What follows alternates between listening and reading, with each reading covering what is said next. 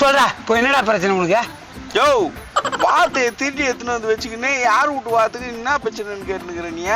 ஏய் உன் வாத்துக்கு நான் பேரை போட்டு வச்சுக்கிட்ட, நான் துட்டு குத்து வாங்கின்னு வரேன்.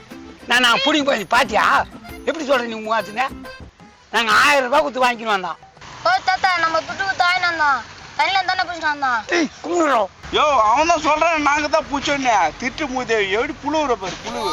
ஏ தொப்ப வைத்தா யாரை பார்த்து திட்டு மூஞ்சிண்டா? நான் எகுபட்டு பெற முடியடா. ஏது எச்சக்கலை ஃபேமிலியா?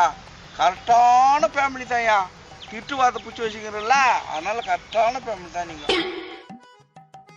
தாத்தா வாத்துலாம் வருங்குதே, நீ பேச்சு முடிச்சுட்டு வா, நான் வாத்திட்டுன்னு போறேன். இந்த செத்து போய் மிளகு தூள்லாம் போட்டு சூப்பரா வைக்க சொல்லு கோயம்பு போ.